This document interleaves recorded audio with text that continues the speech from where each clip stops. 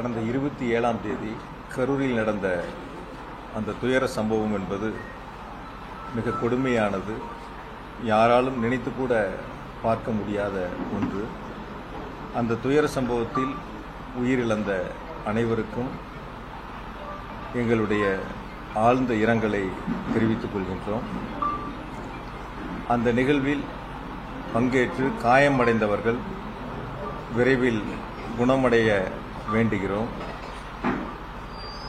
நிகழ்ச்சி அந்த துயர சம்பவம் நடந்து அரசு மருத்துவமனை தனியார் மருத்துவமனையில் சேர்க்கப்பட்டு அவர்களுக்கு தேவையான அனைத்து உதவிகளையும் வழங்கிய, குறிப்பாக சம்பவம் நடந்த அன்றே நேரில் கரூருக்கு வருகை தந்து பாதிக்கப்பட்ட மக்களுக்கு ஆறுதலையும் அவர்களுக்கு தேவையான உதவிகளையும் செய்திட்ட மாண்புமிகு தமிழ்நாடு முதலமைச்சர் அவர்களுக்கும் மாண்புமிகு துணை முதலமைச்சர் அவர்களுக்கும் எங்களுடைய கரூர் மாவட்ட மக்களின் சார்பாக மனமார்ந்த நன்றி இந்த நேரத்திலே தெரிவித்துக் கொள்கின்றோம். அதேபோல இந்த துயர சம்பவத்தில் கரூருக்கு வருகை தந்து கரூர் மக்களுக்கு ஆதரவான நிலையில் இருந்த அனைத்து அரசியல் கட்சியினுடைய தலைவர்களுக்கும் மாவட்ட மக்களின் சார்பாக நன்றியை இந்த நேரத்தில் நாங்கள் தெரிவித்துக் கொள்கின்றோம். யாராலும் எந்த சூழ்நிலையிலும் ஏற்றுக்கொள்ள முடியாத மிக மோசமான ஒரு துயர சம்பவம். ஏறத்தாழ என்னுடைய 50 ஆண்டுகால வயதில் 29 ஆண்டு காலம் பொது வாழ்விலே இருக்கின்றேன்.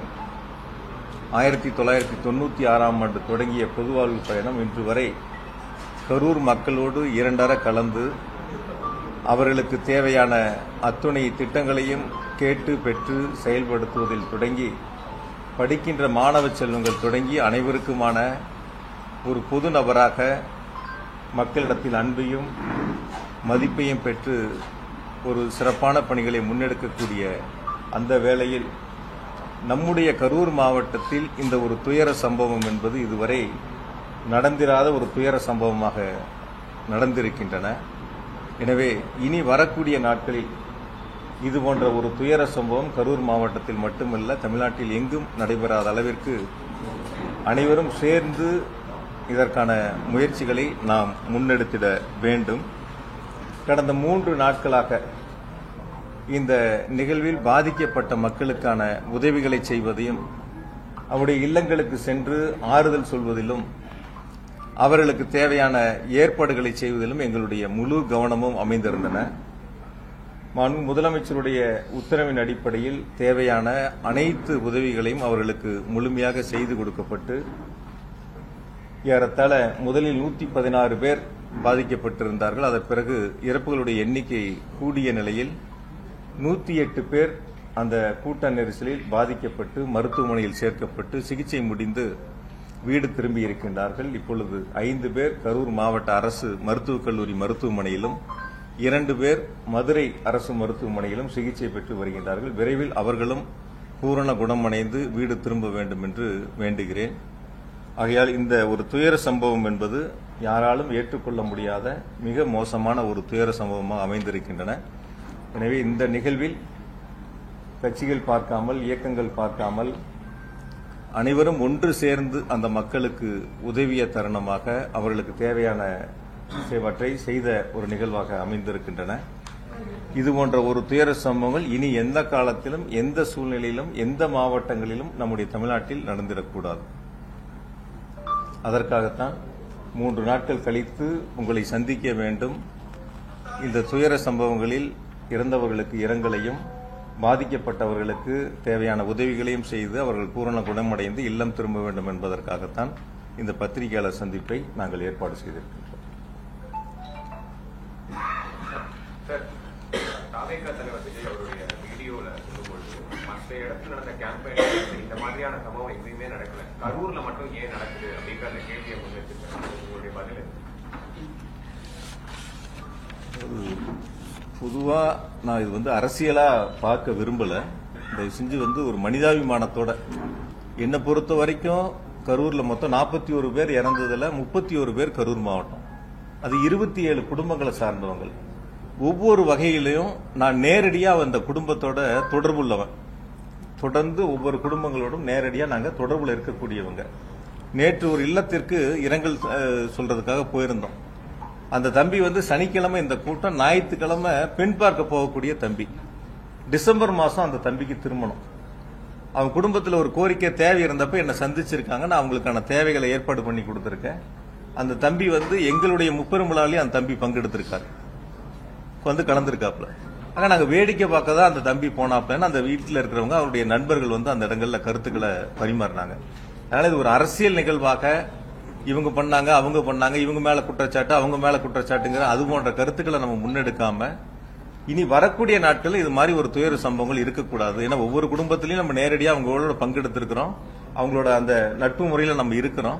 அந்த துயர சம்பவங்கள் என்பது யாராலும் 1.5 வயசு குழந்தை, 3 வயசு குழந்தை, 5 வயசு குழந்தை, இது மாதிரி இருக்கக்கூடிய ஒரு சூழல்ல ஒரு அரசியலா இது யாரும் பார்த்திட வேண்டாம். அரசியல் களத்துக்கு நம்ம அதுல போயிட வேண்டாம். வரக்கூடிய நாட்கள்ல இது மாதிரி எந்த அரசியல் கட்சியினுடைய கூட்டமா இருந்தாலும் இது போன்ற நிகழ்வு இல்லாத அளவிற்கு அது ஒன்று சேர்ந்து செய்ய வேண்டிய ஒரு பணி.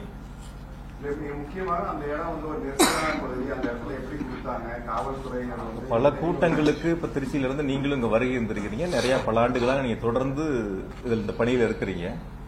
அவங்க கேட்ட இடங்கள் முதல்ல லைட் ஹவுஸ் கார்னர், அதுல எவ்வளவு பேர் நிக்கலாம் நீங்க சொல்லுங்க. அந்த லைட் ஹவுஸ் கார்னர் ஜங்ஷன்ல அது ஒரு டர்னிங் பாயிண்ட். அது அந்த இடத்துல திரும்புற இடம் தானே. அது அந்த திரும்புற இடங்கள்ல அந்த லைட் ஹவுஸ் கார்னர்ல எவ்வளவு பேர் நிக்க முடியும்னு பத்திரிகையாளர் நீங்க தான் உலகத்துக்கு சொல்லணும். அதே மாதிரி அடுத்து கேட்டது உழவர் சந்தை.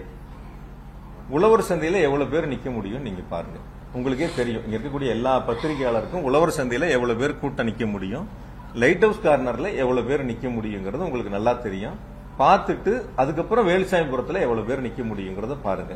இந்த 3 இடங்கள்ல எது அதிகமான நபர்கள் நிற்க முடியும், எது அதிகமான நபர்கள் கலந்து கொள்ள முடியும், பொதுமக்களுக்கு எந்தவித போக்குவரத்தும் இடையூறு இல்லாம எந்த இடங்கள்ல அந்த கூட்டம் நடந்தா மக்களுக்கு சிரமம் இல்லாம இருக்குங்கிறது நீங்களே ஒரு கணம் சிந்திச்சு பாருங்க.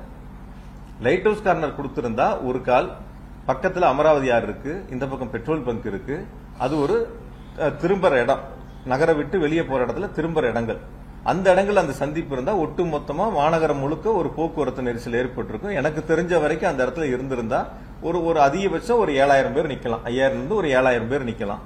நீங்க உழவர் சந்தை கொடுத்திருந்தா ஒரு 3000 இருந்து ஒரு 5000 பேர் நிக்கலாம். சேர் போட்டாலே நம்ம அந்த இடத்துல ஒரு 2000 சேர் தான் போடுறோம். அது மாதிரிதான் கூட்டங்கள் ஏற்பாடு பண்றோம். பொதுவா ஒரு அரசியல் கட்சி கூட்டம் நடத்துறங்கிறது நாங்க நடத்தும் போது 1000 பேர் கலந்துகிட்டா அதுக்கான இடத்தை தேர்வு செய்வோம், 5000 பேர் கலந்துகிட்டா 80 அடி ரோட்ல போடணும்னு முடிவெடுப்போம். அப்போ ஒரு அரசியல் கட்சி எவ்வளவு கூட்டங்கள் வருகிறதோ அந்த இடத்தை தேர்வு செய்ய வேண்டியது அரசியல் கட்சியினுடைய கடமை. நாங்க இது வரைக்கும் அப்படிதான் பார்த்திருக்கோம். நாங்க முப்பெரும் விழா நடத்தினோம். இப்ப சமீபத்தில் செப்டம்பர் 17 எங்களுடைய தலைவர் அவர்கள் வருகை இருந்து சிறப்புரையாற்றினாங்க. அப்ப எவ்வளவு பேர் வருவாங்க? நாங்க ஒரு 2 லட்சம் பேர் 2 லட்சம் பேர் வருவாங்கன்னு எதிர்பார்த்தா 2.5 லட்சம் பேர் வந்தாங்க. அப்ப அந்த நிகழ்வு 2 லட்சம் பேர் வர்றாங்கன்னா அதற்கான வாகன நிறுத்தும் இடம், அந்த கூட்டத்திற்கான அமர்ந்து கூட்டத்தை கேட்கக்கூடிய அளவிற்கான பிரச்சார இடங்கள், அந்த மாதிரி இடங்கள் நாங்க தனியார் இடத்தை தேர்வு பண்ணி அந்த இடத்துல அனுமதி கேட்டு வாங்கி அந்த இடங்கள் கூட்டங்கள் நடத்தணும். இப்ப வரக்கூடிய கூட்டங்கள் அந்த அரசியல் கட்சி எவ்வளவு கூட்டங்கள் என்பதை தாங்கள் தான் தீர்மானிக்கணும். அனுமதி கேட்கும்போது நாங்க 1000 பேர் கலந்துக்கிறேன்னு சொல்லுவதும் 2000 பேர் கலந்துக்கிறதும் ஓரளவுக்கு காவல்துறை அதை தீர்மானிக்கிறாங்க, எவ்வளவு பேர் வருவாங்கிறத தீர்மானிக்கிறாங்க. அதுக்கான பாதுகாப்பை காவல்துறை கொடுக்கறாங்க. இப்ப நீங்க நான் இப்போ முப்பெரும் விழா நடத்தினா நீங்க எல்லாரும் அந்த கூட்டத்துக்கு வந்திருந்தீங்க. அங்க வரக்கூடியவங்களுக்கு குடிநீர் பாட்டில் தொடங்கி பிஸ்கட்ல இருந்து என்ன அவங்களுக்கு தேவையோ, ஒரு கால யாராவது சுகர்ல இருந்தா கூட அவங்களுக்கு தேவையான வசதியில் அங்க ஏற்பாடு செய்யப்பட்டதை நீங்க பாத்தீங்க. நான் அது குறையா சொல்லல, தயவு செஞ்சு யாருமே பத்திரிகைகளை அது குறைகளா எடுத்துக்க வேணாம். நீங்க இதே வேலுசாமிபுரத்துல சம்பவம் நடந்து அடுத்த நாள் பாத்தீங்க. எனக்கு தெரிஞ்சு ஒரு 1000-2000 செருப்புகள் அங்க இருந்திருக்கும். ஒரு எம்டி தண்ணி பாட்டில் ஏதாவது ஒண்ணு அந்த இடத்துல இருந்துச்சா? நீங்க யாராவது பாத்தீங்களா? ஒரு குடிச்சா தண்ணி பாட்டில் எம்டி பாட்டில் கீழே தானே கிடக்கும், செருப்பு எப்படி கீழே கிடந்துச்சா அதுதானே இருக்கும். வந்திருக்கக்கூடியவங்களுக்கு ஒரு குடிநீர் ஏற்பாடோ அல்லது அவங்களுக்கு தேவையான ஒரு பிஸ்கட்டோ அல்லது அவங்களுக்கு தேவையான வசதிகள் செய்வது அந்தந்த அரசியல் கட்சியினுடைய அவங்க தான் ஏற்பாடு செய்யணும். யாரு கூட்டம் நடத்துறாங்களோ அவங்க தான் ஏற்பாடு செய்யணும். இதை நான் குறைகளா சொல்லலை, திரும்பவும் சொல்றேன், அது குறைகளா சொல்லல. அவர்கள் அந்த இடங்கள் அது செய்திருக்க வேண்டும். தண்ணி வசதினா ஒரு 11 மணிக்கு கூட்டம் அப்படின்னு சொல்றாங்க, இல்ல 12 மணிக்கு பேசுறதா பொதுச்செயலாளருடைய பேட்டி நீங்களே பத்திரிகையிலையும் தொலைக்காட்சியிலையும் போட்டிருக்கிறீங்க. 12 மணிக்கு நடக்க வேண்டிய கூட்டங்கள் 11 மணிக்கு வருகை இருந்திருக்காங்க. 10 மணில இருந்து வர ஆரம்பிச்சிட்டாங்க. என்னை பொறுத்த வரைக்கும், நான் கேட்ட வரைக்கும், விசாரித்த வரைக்கும் 4 மணிக்கு அந்த இடங்கள்ல ஒரு 5000 பேர் இருந்திருப்பாங்க அப்படின்னு தான் பொதுவான கருத்து. சில பேர் உங்ககிட்ட கூட நானும் பேசினேன், எவ்வளவு பேர் இருந்தாங்கன்னு கேட்கும்போது கூட நீங்க சொன்னீங்க 4000 ஒரு 5000 பேர் இருக்கும். அப்ப அந்த குறித்த நேரத்தில் அந்த கூட்டங்கள் நடந்திருந்தாலோ அல்லது 12 மணிக்கு சொல்லி ஒரு 4 மணிக்கு நடந்திருந்தாலும் இது போன்ற ஒரு அசம்பாவிதங்கள் நடந்திருக்காது அப்படிங்கிறது பொதுமக்களுடைய கருத்தா இருக்கு. அன்னைக்கு சனிக்கிழமை கரூர்ல சம்பள நாள், 5 மணிக்கு டெக்ஸ்ல வேலை முடிச்சு சம்பளம் வாங்கக்கூடியவங்க, வேலைக்கு போறவங்க, ஒரு பில்டிங் வேலைக்கு போறவங்க, கொத்தனார் சித்தாள் வேலைக்கு போறவங்க கூட 5 மணி 6 மணிக்கு முடிச்சுட்டு சம்பளம் வாங்கிட்டு வீடுகளுக்கு செல்லக்கூடியவங்க அந்த இடத்துல பெருந்திரளா வருகின்றிருக்காங்க அப்படிங்கறதான் பொதுமக்களுடைய கருத்தா இருக்கு. ஆகவே அந்த ஏற்பாடுகள் என்பது காவல்துறை பாதுகாப்பு கொடுக்கும், அரசு கேட்கக்கூடிய இடங்கள் கொடுக்கும். நான் இன்னும் கூட கொஞ்சம் நீங்க வெளிப்படையா பிராக்டிக்கலா பத்திரிகையாளர்கள் நீங்க இது மக்களுக்கு சொல்ல வேண்டிய கடமை உங்ககிட்ட இருக்கு. இப்ப அரசு கொடுக்க வேண்டிய இடங்கள் எவ்வளவு இருக்கு, எந்தெந்த இடங்கள், அந்த இடங்கள்ல கேட்கும்போது அரசு கொடுக்குது. இன்னும் கூட அது அரசியலா கூட சில நேரங்கள் எடுத்துக்கிறாங்க. இந்த இடங்கள் கேட்டா கொடுக்கல, அந்த இடங்கள் கேட்டா கொடுக்கல அப்படின்னு சொல்ல அரசு அது ஒரு அரசியலா பண்ண ஆரம்பிக்கிறாங்க. அப்ப கேட்கக்கூடிய இடங்கள் நம்மளுடைய தலைவர் பேசக்கூடிய வரக்கூடிய மக்களுக்கு போதுமான இடமானு யார் தீர்மானிக்கணும்? அது அரசியல் கட்சிகள் தான் தீர்மானிக்கணும். இப்ப நாங்க தீர்மானிக்கிறோம் 30 விழாவுக்கு 2 லட்சம் பேர் வந்தாங்கன்னா இந்த இடம் போதுமானதுன்னு தனியார் இடத்துக்கு போறோம். அது மாதிரி அந்த அரசியல் கட்சிகள் தான் இடங்களை தேர்வு செய்கின்ற பொழுது இந்த இடம் சரியா வருமா, அரசாங்கத்தில் இருக்கக்கூடிய காலி இடங்கள்ல ஏற்கனவே அனைத்து கட்சி கூட்டம் போட்டு அந்த கூட்டத்தில் தீர்மானிக்கப்பட்ட 11 இடங்கள்ல அனுமதிக்கப்பட்ட இடங்கள்ல அனுமதி கேட்கும்போது கொடுக்கறாங்க. அதனால இது குறைகளா நான் சொல்லல, குற்றச்சாட்டுகளா சொல்ல. இனி வரக்கூடிய நாட்களையாவது எல்லா அரசியல் இயக்கங்களுமே இது போன்ற தவறுகள் வராத அளவிற்கு சரி செய்து கொள்ள வேண்டும். மாற்றுக் கட்சியினர் கூட்டத்துக்கு வந்துட்டாங்க அப்படின்னு சொல்லிட்டு சாவேக்கா குற்றச்சாட்டு வைக்கிறது. செருப்பெல்லாம் எப்படி வீசுவாங்க ஒரு தலைவர் மேல? ஜெனரேட்டரை யார் ஆஃப் பண்ணுவாங்க? ஜெனரேட்டர் ஒரு வீடியோ இருக்கு. முக்கியமா அதுல ஆபாச வார்த்தைகள் நிறைய ஆடியோ இதெல்லாம் வருது. அப்படி ஒரு மாதிரி ஒரு விஷயங்கள் பத்திரிகையாளருக்கு எல்லா தொலைக்காட்சிகளும் லைவ்ல வச்சிருந்தீங்க. ஆங்கில தொலைக்காட்சி, சில தொலைக்காட்சிகள், தமிழ் தொலைக்காட்சிகள் உட்பட எல்லாரும் லைவ்ல இருந்தீங்க. சில சோசியல் மீடியாவும் யூடியூப் சேனல் வரைக்கும் எல்லாரும் லைவ்ல இருந்தீங்க. அப்படி ஒரு சம்பவங்கள் அங்க இருந்திருந்தா உங்க கண்ணுல உங்க லைவ்ல எதுவும் படாம இருந்திருக்குமா? வெளிப்படையா பேசுங்க. அதாவது ஒரு அரசியல் கருத்துக்காக ஒருத்தர் கேட்கக்கூடிய கேள்வி இன்னொரு இடத்துல கேட்கறது, நான் சொல்ற பதிலுக்கு இன்னொரு இடத்துல கேள்வி கேட்பது இல்லாம, இது 41 பேர் இறப்பு சம்பந்தப்பட்ட ஒரு நிகழ்வு. பொதுவா ஒரு 100க்கும் மேற்பட்டோர் பாதிக்கப்பட்ட ஒரு நிகழ்வு, ஒரு துயர சம்பவம். அப்ப நம்ம நாட்டு மக்களுக்கு எந்த இடங்கள்ல தவறு இருக்குங்கிறது சொல்ல வேண்டிய கடமை பத்திரிகைட்டையும் தொலைக்காட்சிகிட்டே இருக்கு. இப்ப நீங்க எல்லாரும் அந்த இடத்துல லைவ் வச்சிருக்கும் போது ஜெனரேட்டர் ரூம்ல போய் யார் ஆஃப் பண்ணிருப்பா? அந்த இடங்கள்ல நடக்கக்கூடிய இடங்கள்ல அப்படி இருக்கக்கூடிய ஒரு 10,000 பேரோ இல்ல 15,000 பேரோ 20,000 பேரோ 25,000 பேர் இருக்கட்டும், அவ்வளவு பெரிய கூட்டங்களுக்குள்ள போய் நீங்க சொல்ற மாதிரி ஒருத்தரோ 5 பேரோ 10 பேரோ போய் அது மாதிரி ஒரு அசார சூழ்நிலை உருவாக்க முடியுமா? பிராக்டிகலா யோசிச்சுப்பார். நீங்க ஒரு 30 பேருக்கு 50 பேர் பத்திரிகையாளர் இருக்கீங்க, ஒருத்தரோ 2 பேரோ ஒரு தவறான ஒருத்தர் உள்ள உங்ககிட்ட ஒரு கருத்தை பண்ணாருன்னா நீங்க அதை அனுமதிப்பீங்களா?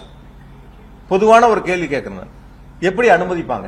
இப்ப அந்த இடத்துல இருக்கக்கூடிய அவருடைய தொண்டர்கள் அந்த இடத்துல இருக்காங்க, அந்த கட்சியை சார்ந்தவங்க அங்க இருக்காங்க. யார் அந்த இடங்கள்ல அது போன்ற ஒரு விஷமத்தனமான பிரச்சனையில ஈடுபடுறாங்களோ அப்ப அவங்க அந்த இடத்துல கேட்பாங்கல்ல, அந்த இடத்துல இருப்பாங்கல்ல.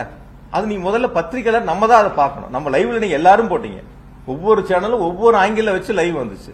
இருக்கு ஜெனரேட்டர் ரூம் சுத்தியும் பாதுகாப்பா தகர வச்சு அடைச்சிருக்காங்க. வெளியில கூட்டம் இருக்கு. கூட்ட நெரிசல் ஏற்படுகின்ற பொழுது அதை தாங்க முடியாம அந்த கும்பல் அந்த தடுப்புகளை உடைச்சு உள்ள வர்றாங்க.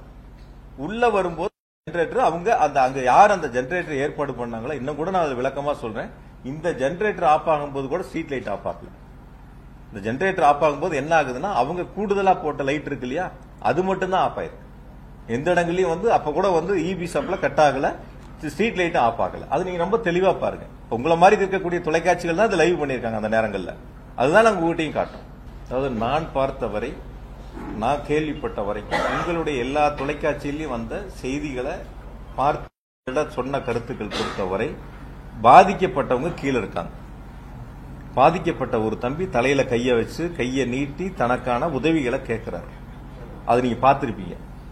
ஒரு தம்பி தண்ணி பாட்டில் உட்பட கீழே இருந்து கேட்கிறாங்க. அதை தொடர்ந்து பேச்சு போயிட்டு இருக்கு.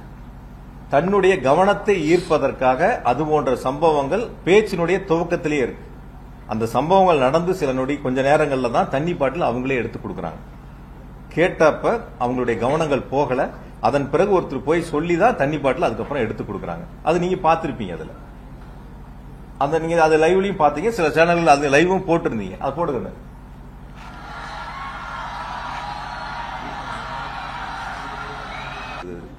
கருத்துக்காக அரசியலுக்காக சொல்லல. பொதுவாக ஒரு அரசியலுக்கு எந்த அரசியல் கட்சினாலும் சரி, ஒரு கூட்டங்கள் நடத்துகின்ற பொழுது அந்த அரசியல் கட்சியினுடைய தலைவர்கள் சீட்டோட அந்த வாகனத்தினுடைய பிரச்சார வாகனத்தினுடைய முன் சீட்ல இருப்பாங்க. அல்லது கூட்டம் அதிகமா இருந்தா அந்த வாகனத்தின் மேலே ஏறி இருக்கக்கூடிய பொதுமக்களையும் தங்களுடைய தொண்டர்களையும் பார்த்து கையசைப்பாங்க. ஆனா இந்த கூட்டத்தில் நடந்தது நீங்க எல்லாருமே லைவ் போட்டீங்க. ஏறத்தாழ கூட்டத்திற்கு ஒரு 500 மீட்டருக்கு முன்னாடியே வந்து வாகனத்தின் உள்பகுதியில் போயிட்டாங்க. ஸ்கிரீன் போட்டாச்சு, லைட் ஆஃப் பண்ணியாச்சு. முன் சீட்ல தான் எல்லாரும் உட்காருவாங்க, கையசைப்பாங்க, மேல நின்று கையசைப்பாங்க. இது வழக்கமான அரசியல் தலைவர்கள் செய்யக்கூடிய ஒரு நிகழ்வு. ஆனா இது அது நேர்மாறா வந்து அந்த 500 மீட்டருக்கும் ஏறத்தாழ அந்த வாகனங்கள் செல்வதற்கு 1 மணி நேரம் ஆயிடும். 1 மணி நேரம் அதை கடந்து செல்வதற்கான சூழல் உருவாயிருக்கு. அந்த இடங்கள்ல கூட எனக்கு சொன்ன வரைக்கும் காவல்துறை வந்து கூட்ட நெரிசல் அதிகமா இருக்கு, கொஞ்சம் முன்னாடியே நிறுத்தி பேசிடலான்னு அவங்க எடுத்து சொல்லியும் அதை கேட்காம பிரச்சார இடங்கள் நாங்க நிர்ணயிக்கப்பட்ட இடங்கள்ல தான் கொண்டு போய் வாகனத்தை நிறுத்தணுங்கிறது பொறுமையா எடுத்து கொஞ்சம் கொஞ்சமா எடுத்து கொண்டு போய் அந்த இடங்கள்ல நிறுத்தினதா காவல்துறையினுடைய தகவல், அங்க இருக்கக்கூடிய பொதுமக்களுடைய கருத்து. ஆக கூட்ட நெரிசல் அதிகமா இருக்கும்போது கொஞ்சம் முன்னாடி நிறுத்தி பேசுறதுல எந்த விதமான தவறுகளும் இல்ல. வாகனத்துல முன்பகுதியில நின்று அங்கிருந்து நம்ம திருக்கம்பள்ளி ரவுண்டானால இருந்து கையசிச்சிருந்தாலோ அல்லது மேல நின்று கையசிச்சிருந்தாலோ அந்த இடங்கள்ல இது போன்ற கூட்ட நெரிசல் வந்திருக்காது அப்படிங்கிறது பொதுவான மக்களுடைய கருத்து. ஆக எல்லா இருக்கக்கூடிய மக்களும் கூட்ட இடத்திற்கு வர வேண்டும் என்பதற்காகவே இது போன்ற ஒரு நிகழ்வு ஏற்பட்டதா என்பது பொதுமக்களுடைய ஒரு சந்தேகமா இருக்கு. தன்னை பார்க்க வேண்டியவங்க எல்லாரும் பொதுமக்கள் அந்த பொதுக்கூட்டம் நடக்கக்கூடிய இடங்களுக்கு வந்தாதான் சரியா இருக்கும். அது வரைக்கும் முன் சீட்ல இருக்கக்கூடியவங்க அந்த கூட்டத்துக்கு 500 மீட்டருக்கு முன்னாடி ஏன் வந்து வண்டிக்கு வாகனத்துக்கு உள்ள போகணும், ஸ்கிரீன் போடணும், லைட் ஆஃப் பண்ணணும்? இது ஒரு பொதுவான எதிர்மறையான கேள்விகள் இருக்கு. நான் இருக்கக்கூடிய பத்திரிகையாளர் எல்லாத்துட்டும் கேட்கிறேன், தொடர்ச்சியா எங்களுடைய இயக்கத்தின் சார்பில் பத்திரிகையாளர் சந்திப்பு நடத்தினாலும் இது மாதிரி கேள்விகள் இருக்கிறீங்க. சோசியல் மீடியாலேயும் இது போன்ற கேள்விகள் இருக்கு.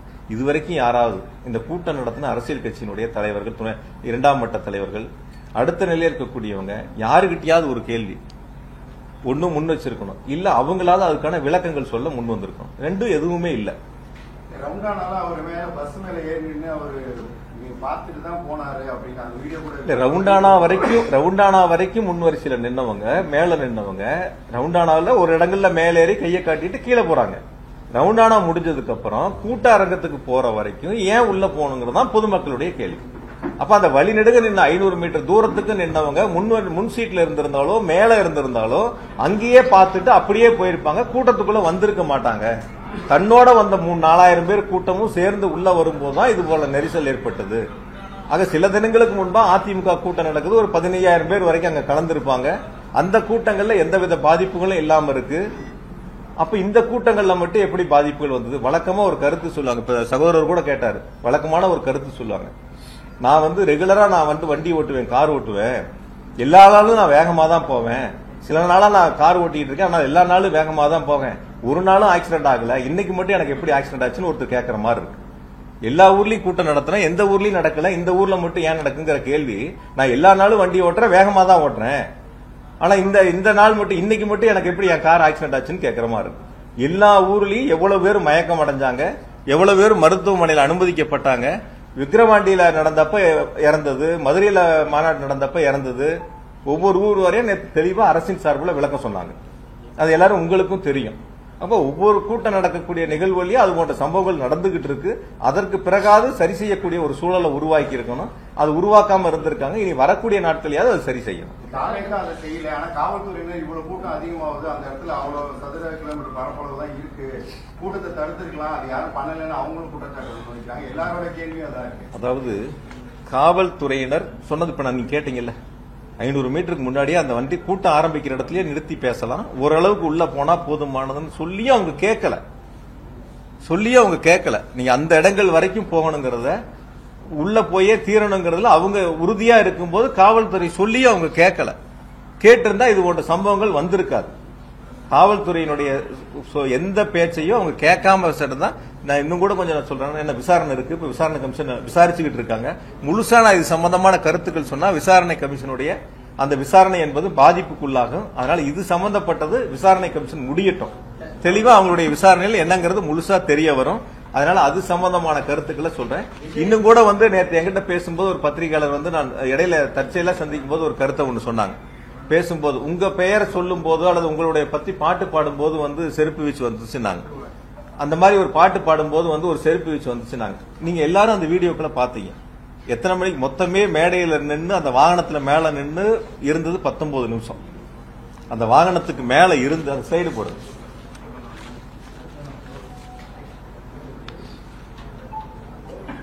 செருப்பு அந்த செருப்பை வீசுறாங்க. இது பேச ஆரம்பிச்சு 6வது நிமிஷத்துல அந்த சம்பவம் நடக்குது. 6:40க்கு திரும்ப 2வது ஒரு செருப்பை வீசுறாங்க. அதே இடங்கள்ல அந்த 6 நிமிஷத்துல 2வது ஒரு சம்பவம் நடக்குது. 7:12க்கு கூட வந்த அந்த அரசியல் கட்சியோட தலைவருடைய உதவியாளர் போய் இந்த மாதிரி வந்து நிறைய மயக்கம் போடுறாங்கன்னு பக்கத்துல போய் கருத்து சொல்றாங்க. நீங்க எல்லாரும் அதை லைவ்ல பாத்தீங்க. அந்த கருத்துக்களை சொல்றாங்க. அதுக்கப்புறம் அவங்க ஆம்புலன்ஸை கூப்பிடுறாங்க. ஆம்புலன்ஸ் வருது, ஆம்புலன்ஸ்ல ஏத்துறாங்க, கூட்டிட்டு போறாங்க. எல்லா வேலைகளும் நடக்குது. சில பாதுகாவலர் போய் நிறைய பேர் மயக்கம் அடைகிறதையும் போய் அவங்க கிட்ட காதுக்கு சொல்றாங்க. அதெல்லாம் 14வது நிமிஷம். அந்த மேடை வண்டி ஏறினதுல இருந்து 14வது நிமிஷத்துல அது போல ஒரு சம்பவங்கள் நடக்குது. திரும்பவும் என்ன பத்தி பேசுறது மொத்தம் 19 நிமிஷத்துல 16வது நிமிஷம் தான் என்ன பத்தின பேச்சு திரும்ப வருது. இந்த சம்பவங்கள் நடக்கிறதெல்லாம் முதல்ல 5 நிமிஷத்திலேயே வண்டிக்கு போய் 5வது நிமிடத்திலேயே நடந்துருது. இப்ப எந்த நேரங்கள்ல எது நடந்துச்சு என்னங்கிறதே தெரியாம ஒரு சமூக வலைதளத்துல ஒரு சம்பவம் நடக்குது. அந்த சம்பவத்துக்கு யார் மீதாவது செய்யக்கூடிய தவறுகளை ஒத்துக்கொள்ளாமல் அல்லது செய்யக்கூடிய தவறுகளை சரி செய்ய வேண்டும் என்று முயற்சி எடுக்காமல் இந்த தவறுகளுக்கு அரசின் மீது, தமிழ்நாடு அரசின் மீது இந்த தவறுகளை திருப்பி விட வேண்டும் என்ற நோக்கத்தில் இதுபோன்று சமூக வலைதளங்களில் ஒரு சாரார் பரப்பி வருகிறார்கள். இது சம்பவம் எப்ப நடந்துச்சு, செருப்பு வீச்சு எப்ப நடந்துச்சு, என்ன பத்தி எப்ப பேசினாங்க, என்ன பத்தி 16வது நிமிடத்துல தான் பேச ஆரம்பிக்கிறாங்க. 19வது நிமிடம் கூட்டம் முடியுது. 19வது நிமிடத்துல கூட்டம் முடியுது. ஆம்புலன்ஸை பொறுத்த வரைக்கும் நேற்று ரொம்ப தெளிவா அரசு சார்பில் விளக்கம் கொடுத்திருந்தாங்க. 2 வாகனம் நாமக்கல்ல இருந்து கூடயே வருது. அந்த போட்டோ காட்டு. 2 வாகனம் நாமக்கல் கூட்டத்திலிருந்து 2 ஆம்புலன்ஸ் கூடயே வருது. உங்க லைவ் போட்டவங்க எல்லாத்துக்கும் லைவ்ல இருக்கும். இந்த வண்டி நாமக்கல்ல இருந்து கூடயே வருது. 2 வண்டி. அந்த கட்சியை சேர்ந்த ஒரு மருத்துவர் தான் அந்த 2 வண்டிகளை ஏற்பாடு பண்ணி அங்கிருந்து கூட கொண்டு வர்றாங்க. இதுக்கு பிறகு போதுங்க நான் பண்ணு. இதுக்கு பிறகு 5 வாகனங்கள் கரூர் மாவட்டத்தை சேர்ந்த அந்த கட்சியை சேர்ந்த மருத்துவ மாவட்ட துணை செயலர் ஒருத்தர் 5 வாகனங்களை பேசி 3000 ரூபாய் வாடகைக்கு எடுத்து 15000 ரூபாய் பணம் கொடுத்து 5 வாகனங்களை தயாரா வச்சிருக்காங்க. அதுதான் அந்த 7 வண்டிகள். 5 வண்டி இவங்க ரெடி பண்ணது, 2 வண்டி கூட வந்தது. எந்த இடங்களையும் நீங்க யாராவது ஒருத்தர் நான் அது கூட சில சங்கடங்கள் பட்ட எங்க நிர்வாகிகள் மேல அது எந்த இடங்கள் அந்த தவறு நடந்துச்சுன்னா மருத்துவமனையில பிரேத பரிசோதனை முடிஞ்சு போகும்போது அந்த மருத்துவமனையை சேர்ந்த ஒரு சகோதரர் அந்த தவறு பண்ணிட்டார். எந்த இடங்களையும் கூட்டம் நடந்த இடங்கள்ல எங்களுடைய ஆம்புலன்ஸ் வாகனங்கள் எதுவுமே போகல. அவங்க முத கால் பண்ணது 108. அதாவது வாட்டர் பாட்டில் வந்து மருத்துவக் கல்லூரியில நள்ளிரவுல கேட்கறாங்க. அப்ப கடைகள் அடைக்கப்பட்டிருக்கு. நம்ம கிட்ட இருந்த வெளியில இருந்த வரைக்கும் எடுத்துட்டாங்க. நம்ம கிட்ட இருந்தது கையில இருந்தது கேட்கறாங்க, கொண்டு போய் கொடுக்கணும். அங்க உணவு வேணுங்கிறது கொண்டு போய் கொடுத்தோம். தனியார் மருத்துவமனையில சிகிச்சை பெற்றவங்களுக்கு கட்டணங்களை நாங்க செலுத்தணும். என்ன உதவிகள் வேணுமோ நாங்க செஞ்சோம். இது அரசியலா பார்க்கல. எங்க கட்சி எங்க தலைவர் சொல்லியிருக்காங்க, ஒரு அரசியல் தலைவர் வந்து பாதிக்கப்பட்ட பொதுமக்களா இருந்தாலும் தொண்டரா இருந்தாலும் எந்த உயிரிழப்பையும் ஏத்துக்க மாட்டாங்க. அதுதான் அரசியல் தலைவர். அது மாதிரிதான் நாங்க எங்க தலைவர் வழியில தான் நாங்க போய் அவங்களுக்கு உதவி பண்ண தான் போனோம். அப்படி குறை சொல்லக்கூடியவங்க அவங்க அதுக்கான ஏற்பாடுகளை செஞ்சிருக்கலாம். யாராவது குறை சொல்லி அரசியல் பேச நினைக்கிறவங்க அந்த வாட்டர் பாட்டில் ஏற்பாடு பண்ணிருக்கலாம். இல்ல அவங்களுக்கு தேவையான உதவிகளை நான் செய்யறேன் முன்னாடி நின்று நான் அவங்களுக்கு தேவையான உணவுகளை ஏற்பாடு பண்றேன் யாராவது ஒருத்தர் சொல்லியிருக்கலாமே. வெறுமனே வந்து பாக்குறேங்கிறது ஒவ்வொரு இதா இருக்கலாம். பட் அந்த மாதிரி குற்றச்சாட்டு சொல்லக்கூடியவங்க அவங்க அதுக்கான பணிகளை முன்னெடுத்து செஞ்சிருந்தாங்கன்னா அது நாங்களும் அதை ஏத்துக்கிறோம். அதனால எந்த விதமான மாற்று கருத்து இல்ல, எந்த விதமான சூழல் இல்ல. அதனால இந்த சம்பவங்களை பொறுத்தவரை நடைபெற்றது முதல் 5-6 நிமிடங்களுக்குள்ள என்ன பத்தி பேச ஆரம்பிச்சது 19வது நிமிடத்துல. முதல்ல இதை பத்திரிகையாளர் நீங்க தெளிவுபடுத்திக்க. சமூக வலைதளங்கள்ல வர்றதுங்கிறது அரசியல் காழ்ப்புணர்ச்சியால பல்வேறு அரசியல் இயக்கங்களை சேர்ந்தவர்களை யார் மீதாவது பழி சுமத்த வேண்டும் என்பதற்காக சொல்லக்கூடிய குற்றச்சாட்டு. ஆகையால் பத்திரிகையாளர்களும் தொலைக்காட்சிகளும் முதல்ல இந்த உண்மை நிலவரங்களை நீங்க தெரிஞ்சுக்க. ஆகையால் இது எந்த வகையிலும் இது அரசியல் படுத்தக்கூடிய நிகழ்வு அல்ல. ஒருத்தரா கேள்வி சிஎம் சார் அப்படின்னு சொல்லி மென்ஷன் பண்ணி சிஎம் சார் மென்ஷன் பண்ணி அவர் சொல்றாரு அவரோட வீடியோ. அதாவது நான் கொஞ்சம் பாதிக்கப்பட்ட மக்களுடைய இல்லத்துல ஒருத்தனா இருந்து பேசுறேன். நான் என்னை பொறுத்த வரைக்கும் என் குடும்பத்தை நேசிக்கிறத விட என்னுடைய மாவட்ட மக்கள், என்னுடைய தொகுதி மக்களை நான் ரொம்ப அளவுக்கு அதிகமா நேசிக்கக்கூடியவன். ரொம்ப அளவுக்கு அதிகமா அவங்களுக்கு உண்மையா இருக்குன்னு நான் நினைக்கக்கூடியவன். அவங்களுக்கு தேவையான உதவிகளை செய்யணும்னு நினைக்கக்கூடியவன். படிப்பா இருந்தாலும், மருத்துவமா இருந்தாலும், ஒரு போட்டி தேர்வா இருந்தாலும், ஒரு விளையாட்டு போட்டிகளா இருந்தாலும், எல்லா சூழ்நிலையிலும் ஒன்னா இருக்கு. நான் இன்னைக்கு கூட காலையில எங்களுடைய கரூர் தொகுதியில் ஒரு 30 மாணவ மாணவிகள் விமானத்துல முதல்ல பயணிக்கிறாங்க. 6வது 7வது 8வது படிக்கிறவங்க ரவுண்ட் டேபிள் அதை ஏற்பாடு பண்ணாங்க. என்னையும் அதுல அழைச்சிருந்தாங்க. நான் எனக்கு டிக்கெட் போட்டிருந்தாங்க. நான் அவங்கள போய் விமான நிலையத்தில் வழி அனுப்பிட்டு நான் அங்க வரேன். என்னால அவங்க போக முடியலங்க. அவங்கள வழி அனுப்பி வச்சுட்டு வரணும். அப்ப தொகுதி மக்களோட, மாவட்ட மக்களோட 2 கலந்து எந்த சூழ்நிலையும் எங்களுடைய தலைவர் பிறந்தநாள் வந்தா கூட ஒரு அரசியல் கட்சி பார்த்து இவங்க எந்த கட்சியை சார்ந்தவங்கன்னு பார்த்து நாங்க உதவி பண்ணதே இல்லை இது வரைக்கும்.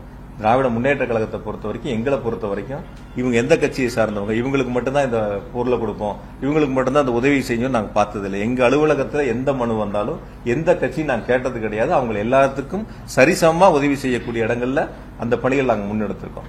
அதையால அந்த நீங்க வீடியோவை பொறுத்த வரைக்கும் அதுக்கு பிறகு வந்த சம்பவங்கள், நீங்க சமூக வலைத்தளமா இருக்கட்டும், பொதுமக்கள் வரக்கூடிய கருத்துக்களா இருக்கட்டும், நீங்க பாருங்க எந்த மாதிரியான ஒரு எதிர்மறையான கருத்துக்கள் வந்துச்சு. நடைபெற்ற சம்பவங்களில் இப்ப நான் என்ன கேக்குறீங்க, எப்படி பாதிக்கப்பட்ட உடனே அவர் மருத்துவமனைக்கு போனார். நான் இந்த கட்சி ஆட்சியில் தான் இருக்கேன், இங்கேதான் இருக்கேன். எங்களுடைய பகுதி செயலர், ஒன்றிய செயலர் கூட்டம் 6 மணிக்கு என்னோட ரவுண்ட் டேபிள் நிர்வாகிகள் இந்த நிகழ்ச்சி, இன்னைக்கு போற சம்பவமான நிகழ்ச்சி சம்பந்தமா என்னோட கிட்டத்தட்ட ஒரு 3/4 மணி நேரம் 1 மணி நேரம் என் கூட பேசிட்டு இருக்காங்க என் வீட்டுல. அதை முடிச்சுட்டு நான் கட்சி ஆஃபீஸ் வரேன். இங்க இருக்கும்போது எனக்கு தகவல் வருது, இந்த மாதிரி பாதிக்கப்பட்டிருக்காங்க, மருத்துவமனைக்கு நீங்க போங்கன்னு சொல்றாங்க. நான் இங்க இருந்து அமராவதி மருத்துவமனை போறதுக்கு எவ்வளவு நேரம் ஆகும்? இங்க இருந்து அந்த அமராவதி மருத்துவமனைக்கு போறதுக்கு எவ்வளவு நேரம் ஆகும் சொல்லுங்க. நான் 7:47 உள்ள நுழைறேன் அமராவதி மருத்துவமனையில். வேணா வீடியோ ஃபுட்டேஜ் கொடுக்குறேன். 7:47 போறேன். அதே அதிமுக சேர்ந்த மாவட்ட செயலர் 8:10 மருத்துவக் கல்லூரி மருத்துவமனைக்கு போறாங்க. இப்ப நான் போகும்போது மருத்துவமனையில கூட எல்லா கட்சியை சேர்ந்த சில சகோதரர்கள் அங்க இருந்தாங்க. ஆம்புலன்ஸ் வண்டி வரும்போது அந்த வரக்கூடிய பாதிக்கப்பட்டவங்களை இறக்கி உள்ள கொண்டு போய் மருத்துவமனையில சேர்த்து உதவி செய்யக்கூடிய சம்பவங்கள் எல்லாரும் ஈடுபட்டு இருந்தாங்க.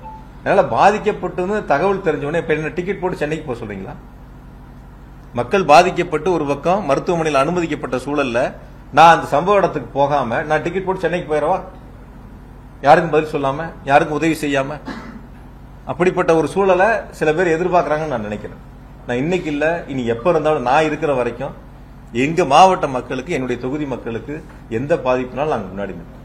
நான் மட்டும் இல்ல, எங்க நிர்வாகிகள் எல்லாரும் முன்னாடி நிற்பாங்க. அதான் எங்களுக்கு எங்க தலைவர் கத்துக் கொடுத்த பாடம். அதனால அதுல நீங்க பிரதர் சொன்ன மாதிரி அவருடைய கருத்தை நேத்து ரொம்ப நாள் 3 நாள் கழிச்சு ஒரு வீடியோ பதிவிட்டு இருக்காரு. அதெல்லாம் விசாரணை முடியட்டும்.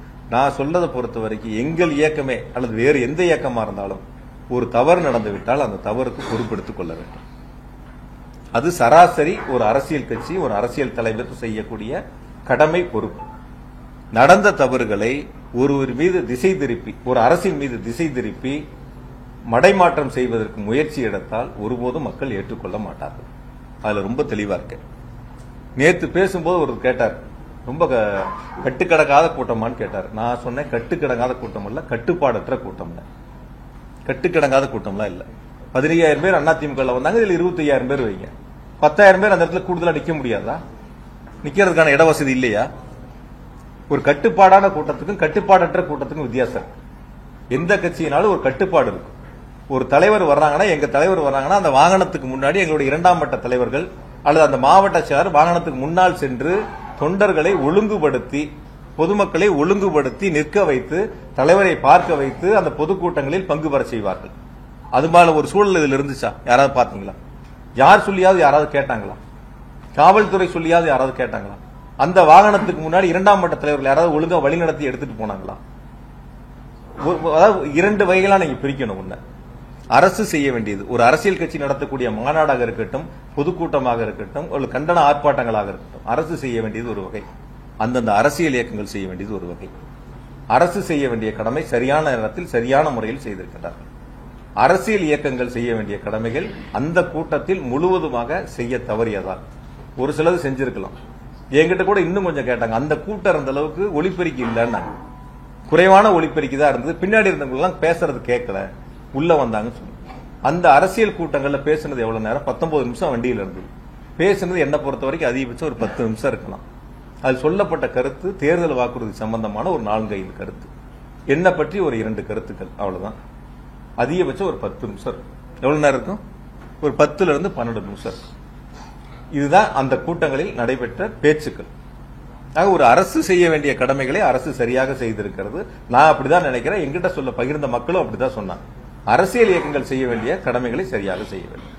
அது என்ன பொறுத்த வரைக்கும் அந்த கூட்டங்கள்ல சரியா நடந்தது என்பதை நீங்க தான் தீர்மானிக்கணும். நீங்க அந்த களத்துல இருந்தீங்க, அங்கிருந்து நேரடியா பாத்தீங்க.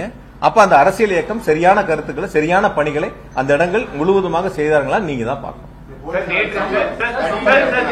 நேற்று பாஜக தலைமையில ஒரு டெலிகேஷன் கமிட்டி அவங்க வந்திருந்தாங்க. அவங்க வந்து என்ன சொல்லிட்டாங்க, ஒரு சிட்டிங் சுப்ரீம் கோர்ட் ஜட்ஜ் வந்து இதை விசாரிக்கணும் அப்படின்ற அந்த கருத்தை அவங்க முன்வச்சிருக்காங்க.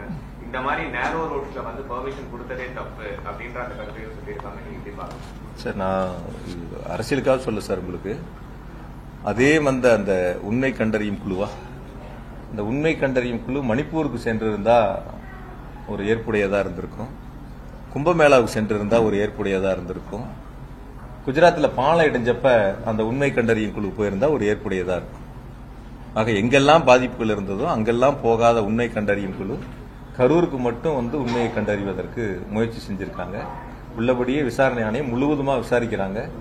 யாரெல்லாம் வந்து சமூக வலைதளங்கள்ல பதிவிட்டு எதிர்மறையான கருத்துக்களை முன் வச்சாங்களோ அவங்களையும் அழைத்து விசாரிக்க வேண்டும் என்பதை எங்களுடைய ஒரு கருத்தா இருக்கு.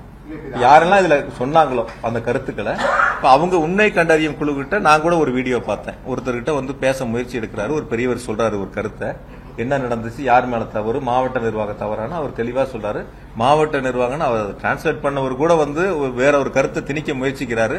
பட் ஆனா வந்து அவர் அந்த கூட்டம் நடத்தின கட்சியை தான் சொல்றாரு.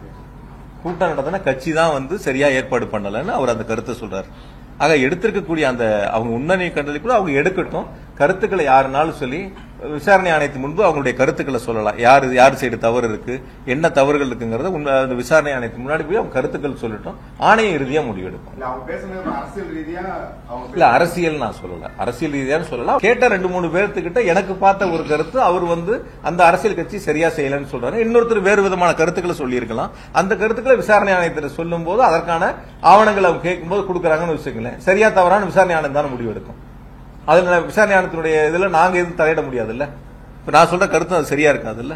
அதனால அவங்க விசாரிக்கப்பட்ட உண்மையை கண்டறிவுக்குள்ள எங்கெல்லாம் போக வேண்டியதெல்லாம் போகாம விட்டாங்க. இங்க வந்திருக்காங்க, பரவாயில்ல, வரட்டும், சந்தோஷம், வரவேற்போம். அவங்களும் உண்மையை கண்டறிஞ்சு ஆணையத்திட்ட சொல்லட்டும், விசாரிக்கட்டும்.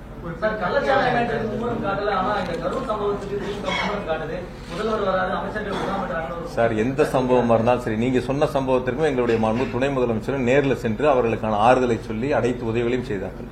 தமிழ்நாடு அரசை பொறுத்த வரைக்கும் யார் பாதிக்கப்பட்டாலும், எந்த சூழ்நிலையில் பாதிக்கப்பட்டாலும், எந்த தேசத்தில் பாதிக்கப்பட்டாலும் அரசு அவர்களுக்கு துணை நிற்கும். அதுல குறிப்பா முதலமைச்சர்கள் முன்னின்று அவர்களுக்கு துணை நின்று அவர்களை காப்பாற்றக்கூடிய இடங்கள்ல ஒரு பணிகளை முன்னெடுத்திருக்கின்றார்கள். அது எந்த மாநிலமா இருந்தாலும் சரி, எந்த நாட்டிலயா இருந்தாலும் சரி. வெளிநாடுகளில் பாதிப்பு இருக்கிற போது தமிழ்நாடு அரசு தான் முன்னாடி நிற்குது.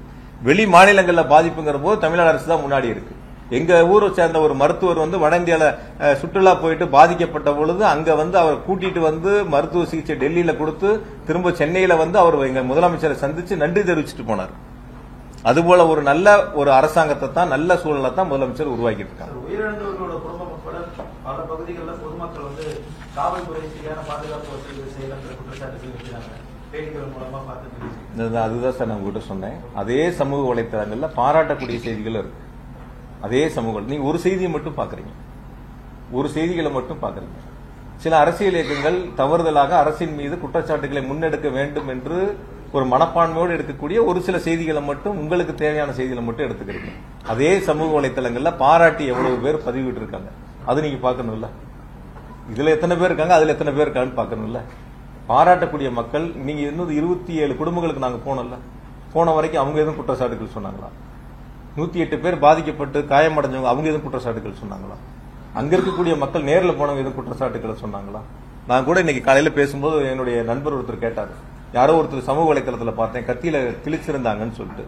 நான் அதுக்கு கேட்டேன், நான் கத்தியில கிழிச்சிருந்தா அவங்க எந்த மருத்துவமனையில் அனுமதிக்கப்பட்டாங்க? அப்ப அந்த சமூக வலைத்தளத்தில் வரக்கூடிய செய்தி, ஒருவர் ஒரு பாதிப்பு, ஒரு ரத்த காயம் ஏற்படுகிறது, ஒரு கத்தியில கிழிச்சிடறாங்கன்னு சொன்னா ஏதாவது ஒரு மருத்துவமனையில், அரசு மருத்துவமனையோ தனியார் மருத்துவமனையோ ஏதாவது ஒரு இடத்துல ஒரு சிகிச்சைக்கு போயிருக்கணும்ல.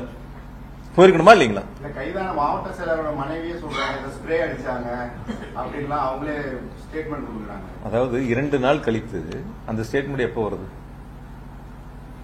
ஏன் அன்னைக்கு பாதிக்கப்பட்ட அன்னைக்கு அதே மாவட்டத்துடைய மனைவி அந்த மருத்துவமனைக்கு வந்திருக்கலாம், பாதிக்கப்பட்டவங்களை பார்த்திருக்கலாம்.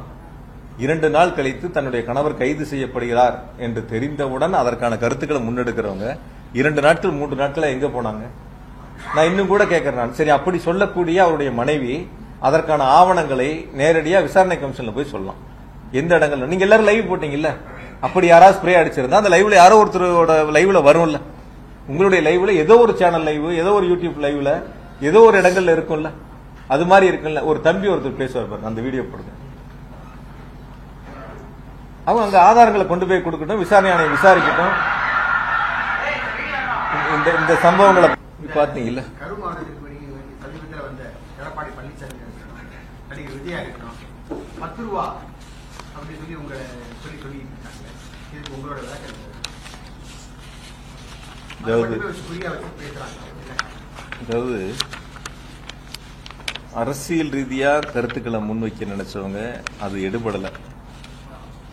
தனிப்பட்ட முறையில குற்றச்சாட்டுக்களை முன் வச்சு அந்த கருத்துக்களை அதன் மூலியமா ஒரு அவதூறுகளை அல்லது ஒரு தவறான ஒரு எண்ணத்தை மக்களிடத்துல உருவாக்கலாம்னு அவங்களுடைய முயற்சிகளை முன்னெடுக்கிறாங்க. நான் பொதுவா இது அரசியல் இயக்கங்களுக்கு எல்லாத்துக்கும் சேர்ந்து பொதுவான ஒரு கருத்தை இருக்கக்கூடிய சூழல். இப்ப அந்த துறையில் என்னிடத்துல இல்ல, இப்ப நான் அதுல இருந்து வெளில வந்திருக்கேன். இருந்தாலும் சொல்ல வேண்டியது என்னுடைய கடமை. இப்போ அதிமுக பொதுச் செயலராக இருக்கட்டும் அல்லது இப்ப வந்த அரசியல் கட்சியினுடைய தலைவராக இருக்கட்டும், 2016 இருந்து 21 வரைக்கும் இது போன்ற ஒரு சம்பவங்கள், அதாவது டாஸ்மாக்ல 10 ரூபாய்க்கு கீழே கூடுதலா வசூலிக்கப்பட்ட அது சம்பந்தமான புகார்கள் வந்து நடவடிக்கை எடுக்கப்பட்டது 7540. இப்ப போன அதிமுக ஆட்சியில் 10 ரூபாய்க்கு மேல கூடுதலாக வசூலிக்கப்பட்டு நடவடிக்கை எடுக்கப்பட்டது 8666. இது கடந்த அதிமுக ஆட்சியில வசூல் பண்ண அபராத தொகை ஏறத்தாழ 14 கோடி ரூபாய் அந்த ஆட்சியில வசூல் பண்ணிருக்காங்க. அபராத தொகைகள் இந்த மாதிரி கூடுதல் விலைக்கு விற்றவர்கள் மீது நடவடிக்கை எடுத்து அபராத தொகையை வசூலிச்சிருக்காங்க. 2021 பிறகு திமுக ஆட்சியில இதன் மீது எடுக்கப்பட்ட நடவடிக்கை, அதாவது 10 ரூபாய்க்கு கீழே தொடுக்கப்பட்ட விசாரித்து எடுக்கப்பட்ட நடவடிக்கை 18,253. 18,253 விசாரிக்கப்பட்டு நடவடிக்கை எடுக்கப்பட்ட புகார்கள். அதேபோல 10 ரூபாய்க்கு மேல 2,356 இது நடவடிக்கை எடுக்கப்பட்டு 8,51,00,000 ரூபாய் அவர்களிடமிருந்து அபராதமாக வசூலிக்கப்பட்டிருக்கின்றன. நான் கொஞ்சம் வெளிப்படையாவே உங்ககிட்ட சொல்றேன். நான் இப்ப இந்த 5 வருஷத்துல இது போன்ற புகார்கள் வருகின்ற பொழுது அந்த கூடுதல் தொகை ஒருவருக்கு செல்லுகிறது என்று சொன்னால், கடந்த 5 ஆண்டு அதிமுக ஆட்சியில் இது போன்று கூடுதலாக வசூலிக்கப்பட்ட தொகை எடப்பாடி பழனிசாமிக்கு சென்றிருக்கும். அப்ப இன்று முதல் எடப்பாடி பழனிசாமி 10 ரூபாய் பழனிசாமி என்று அழைக்கப்படலாம். நான் யதார்த்தமா சொல்றேன். இதே சூழல் தான் கடந்த அதிமுக ஆட்சியில் இருந்துச்சு. இதே போலதான் வந்து நடவடிக்கைகள் எடுக்கப்பட்டிருக்கு. அதை விட கடுமையான நடவடிக்கை இப்பொழுது எடுக்கப்பட்டிருக்கு. அவங்க எடுத்த விட 2 மடங்கு புகார்களுக்கு நடவடிக்கை எடுக்கப்பட்டு அபராதம் வசூலிக்கப்பட்டிருக்கு. அப்ப கடந்த ஆட்சியில் இருக்கப்பட்டது இப்ப நீங்க வசூல் பண்ணது ஒருத்தருக்கு போகுது அப்படின்னு நீங்க சொல்லி அவங்களுடைய பேச்சுக்கள் இருந்தால், அப்ப அவங்களுடைய கருத்து அவங்க ஆட்சியில் வசூலிக்கப்பட்டது அவருக்கு போயிருக்கும். அவர் அதை ஒத்துக்கணும்.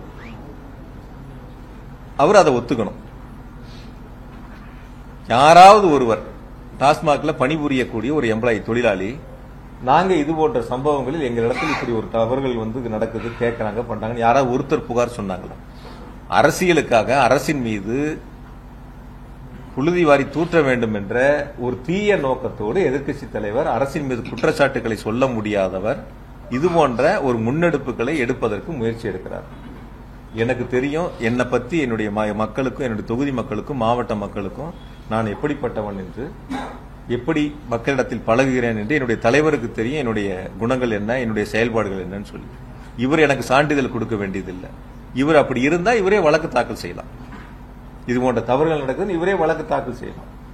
அதுக்கு நீதிமன்றம் நடவடிக்கை எடுக்கும். அதை விட்டுட்டு பொதுவெளியில வந்து உண்மைக்கு மாறா தவறான ஒரு செய்தியை அவதூறு பரப்பக்கூடிய இடங்கள்ல அவர் முன்னெடுப்பாரு. அதுக்கு இன்னொரு அரசியல் கட்சி முன்னெடுக்கும். அதுக்கு ஒரு பாட்டு பாடுவாங்க. இதுல ஏதாவது ஒரு சம்பவம் தெரியுமா? அந்த பாட்டு பாடினவர் ஏதாவது இது மாதிரி இப்படி ஒரு சூழல் கீழே இருக்குன்னு ஏதாவது தெரியுமா? போன 5 வருஷம் என்ன நடவடிக்கை எடுத்தாங்கன்னு தெரியுமா? இந்த 5 வருஷம் என்ன நடவடிக்கை எடுத்திருக்குன்னு நேற்று பாட்டு பாடின அரசியல் தலைவருக்கு தெரியுமா?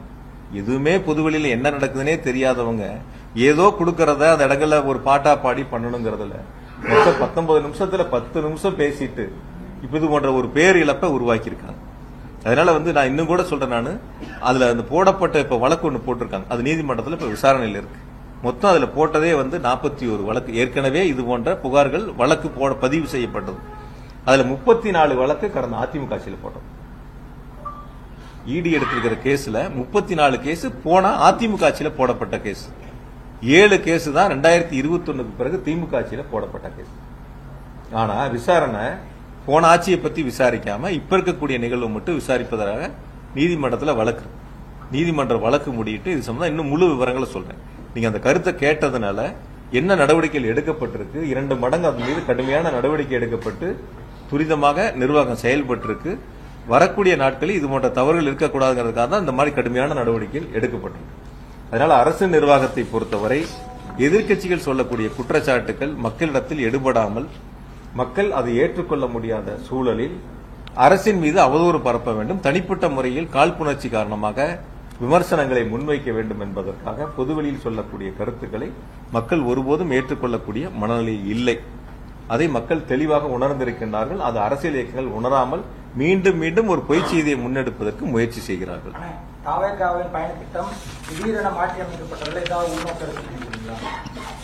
நிறைய பேர் இப்ப கேள்வி கேட்டப்ப கூட சொன்னேன் நான், இது நீங்க அவங்க கிட்ட கேட்கணும். ஏங்க திடீர்னு தள்ளி வச்சீங்க, ஏங்க 7 மணி நேரம் லேட்டா வந்தீங்க, ஏங்க 12 மணிக்கு பேசுறாருன்னு சொல்லி 3 மணிக்கு காவல்துறையில கடிதம் கொடுத்தீங்க, 7 மணி நேரம் காலதாமதம் எதனால 1 மணி நேரம் வாகனத்துக்கு உள்ள போய் அமர்ந்துகிட்டீங்க, எதனால லைட் ஆஃப் பண்ணீங்க, ஏன் கூட்ட நெரிசலுக்குள்ள வண்டியை கொண்டு போய் கட்டாயப்படுத்தி உள்ள கொண்டு போய் நிறுத்துனீங்க, கூட்ட நெரிசலுக்கு முன்னாடியே நிறுத்தி இருக்கலாமே, கூட்டம் ஆரம்பிக்கும் போதே சீட் வண்டியோட முன் சீட்லயோ அல்லது மேலேயே நின்று பொதுமக்களை பார்த்து கையாட்டி இருக்கலாமே, கையெச்சரிக்கலாமே, இதெல்லாம் ஏன் செய்யலன்னு அவங்கள பார்த்து கேட்க வேண்டிய கேள்வி, அதற்கு பதில் சொல்ல வேண்டிய கடமை பொறுப்பையும் அவங்களுக்கு இருக்கு. அவங்களுக்கு இருக்கு. நான் இது அரசியலா பார்க்கல, நான் ஆரம்பத்திலேயே உங்களுக்கு சொல்லிட்டேன். யார் தவறு செய்திருந்தாலும் அந்த தவறை யாராக இருந்தாலும் ஒற்றுக்கொள்ள வேண்டியது அவருடைய கடமை பொறுப்பு. யாரா இருந்தாலும் சரி. நான் தான் உங்ககிட்ட தெளிவா சொன்னேன், 2 வகையா பிரிக்கணும். ஒன்னு அரசு செய்ய வேண்டியது, ஒன்னு அரசியல் கட்சிகள் செய்ய வேண்டியது. பொதுக்கூட்டங்கள் ஆர்ப்பாட்டங்கள்ல அரசு செய்ய வேண்டியதை சரியாக செய்திருக்கிறது. அரசியல் கட்சிகள் சரியாக செய்திருந்தால் இது போன்ற தவறுகள், இது போன்ற இழப்புகள் ஏற்பட்டிருக்காது. அதுலதான் நான் ரொம்ப தெளிவா சொல்றேன். அதனால இந்த சம்பவங்களை பொறுத்தவரை நான் உங்கள் இன்று அழைத்ததே பாதிக்கப்பட்டவர்களுக்கு, இறந்தவர்களுக்கு இரங்கலையும் பாதிக்கப்பட்டவர்களுக்கான ஆறுதலையும் சொல்லி இந்த நிகழ்வில், அதாவது இந்த உடனடி நடவடிக்கை எடுத்த மாண்பு முதலமைச்சர்களுக்கும் துணை முதலமைச்சர்களுக்கும் நன்றி தெரிவிப்பதற்காகத்தான் பத்திரிகையாளர் சந்திப்பு இன்று ஏற்பாடு செய்யப்பட்டன. இருந்தாலும் கூட அரசியல் சார்ந்து நீங்கள் எடுத்த கேள்விகளுக்கு நான் பதில் சொல்லாம தவிர்த்துட்டு போனா வேற ஏதோ காரணங்கள் இருப்பதை போல சில செய்திகள் தவறுதலாக மீண்டும் மீண்டும் ஒரு தவறான செய்திகள் முன்னெடுக்கப்படும். ஆகையால இப்ப சமூக வலைதளங்களில் வரக்கூடிய பதிவுகள் நீங்க கேள்வியா கேட்பது கூட, அந்த சமூக வலைதளங்கள் பதிவிடக்கூடியவர்கள் விசாரணை ஆணையத்தின் முன்பு அவருடைய ஆதாரங்களை கொடுத்து இது போன்ற தவறுகள் இருக்கிறது என்று சொன்னால் விசாரணை ஆணையம் தெளிவாக விசாரித்து நடவடிக்கை எடுப்பதற்கு ஏதுவாக இருக்கு. அதுக்கு நம்மளும் அவங்களுக்கு சப்போர்ட்டா இருக்கலாம். என்னெல்லாம் இருக்கு, என்னெல்லாம் பாதிப்பு இருக்கிறது, நம்மளும் அவங்களுக்கு துணையா இருந்து அது போன்ற நிகழ்வு இனி வருங்காலத்தில் வராத அளவுக்கு நாம் பார்த்துக் கொள்ளலாம். ஏன்னா இந்த நிகழ்வு என்பது கரூரில் மட்டும் நடைபெற்ற ஒரு நிகழ்வு அல்ல. தொடர்ந்து நடைபெற்ற நிகழ்வு நாமக்கல்லா இருக்கட்டும், திருச்சியா இருக்கட்டும், அரியலூரா இருக்கட்டும், நாகப்பட்டினம், திருவாரூரா இருக்கட்டும், எல்லா இடங்களிலும் இது போல பாதிக்கப்பட்டு மருத்துவமனையில் அனுமதிக்கப்பட்டிருக்காங்க. அதுதான் நேற்று ஏடிஜிபி சார் ரொம்ப தெளிவா சொன்னாரு. எவ்வளவு பேர் எந்தெந்த, நான் வேணா கூட அந்த பட்டியலை உங்களுக்கு நான் சொல்றேன். நான் யார் எவ்வளவு பேர் எந்தெந்த ஊர்ல பாதிக்கப்பட்டு மருத்துவமனையில் அனுமதிக்கப்பட்டு சேர்க்கப்பட்டாங்கிறத நான் உங்களுக்கு பட்டியலாவே சொல்றேன். நான் எந்தெந்த ஊர்ல எவ்வளவு பேருங்கிறதுல அதுல இருக்கக்கூடியவங்க எல்லாருமே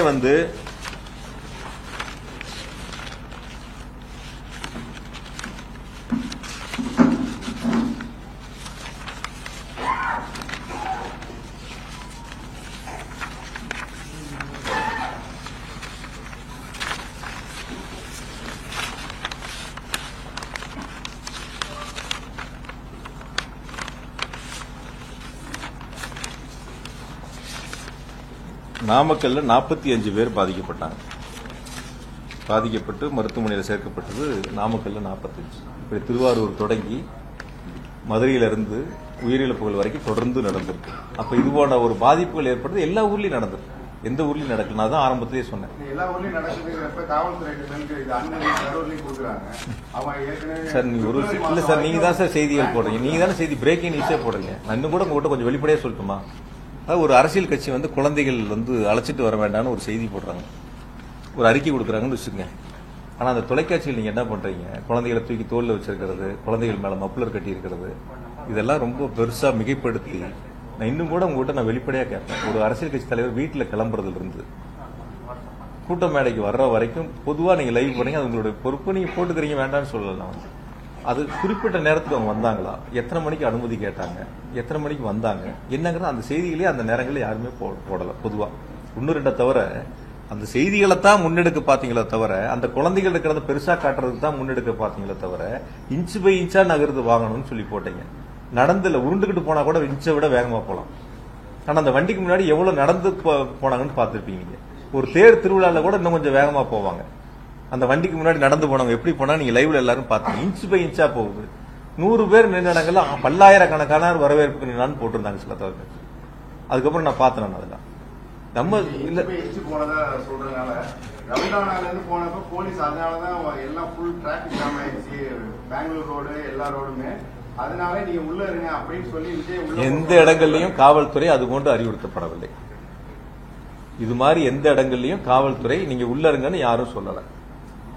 காவல்துறை சொன்னது ஒன்னே ஒண்ணு, அந்த கூட்டம் உள்ள கூட்ட நெரிசலா இருக்கு, உள்ள போக வேண்டாம், வாகனங்களை உள்ள எடுத்துக்கிட்டு போனா இன்னும் நெரிசல் அதிகமாகும், அதனால முன்னாடியே நிறுத்தி பேசலாம் தான் அவங்க சொன்னாங்க.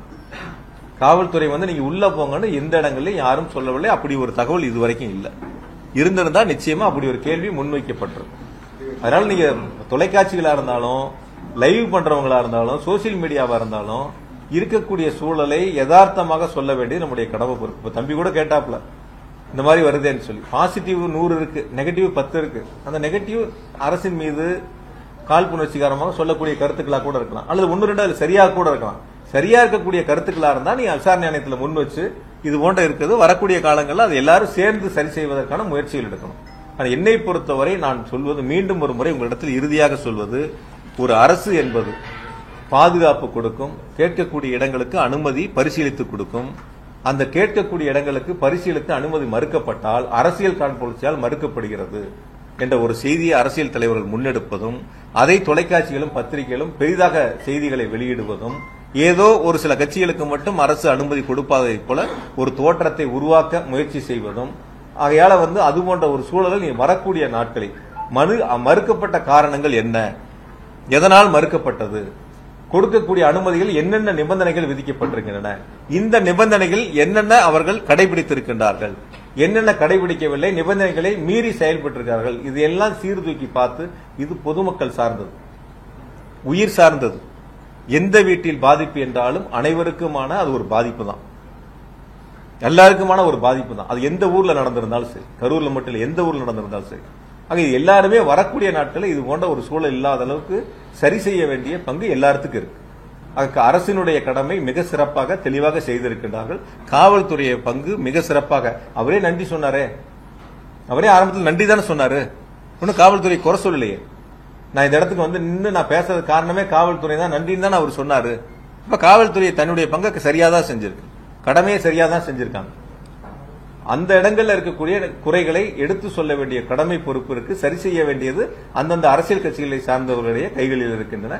அதை வரக்கூடிய நாட்களில் சரி செய்ய வேண்டும். ஆக நான் இன்னைக்கு அழைத்ததில் நீங்கள் கேட்ட கேள்விகளிலும், குறிப்பாக என் மீது சொல்லப்பட்ட புகார்களில் நீங்கள் வைத்த அந்த புகார்களுக்கு நான் தெளிவான விளக்கங்களை சொல்லியிருக்கேன். எனவே நான் நேசிக்கக்கூடிய, எங்களால், எங்கள் தலைவரால் கொண்டு வரக்கூடிய திட்டங்களை செயல்படுத்தக்கூடிய, நான் போற்றி வழங்கக்கூடிய என்னுடைய மாவட்ட மக்களாக இருந்தாலும், என்னுடைய தொகுதி மக்களாக இருந்தாலும், நாங்கள் இணைந்து பணியாற்றக்கூடிய, முன்னெடுத்திருக்கக்கூடிய அத்துணை பணிகளையும் மக்களுக்கு நன்றாக தெரியும். ஆகையால ஏதோ ஒரு சில அரசியல் இயக்கங்கள் காழ்ப்புணர்ச்சி காரணமாக நடந்திருக்கக்கூடிய தவறுகளை அரசின் மீது திசை திருப்பதும், அல்லது தனிப்பட்ட என் மீதோ அல்லது மற்றவர் மீதோ திசை திருப்பும் முயற்சி என்பதும் ஒரு தவறான செயலாகும். அதற்கு யாரும் துணை போக வேண்டாம்.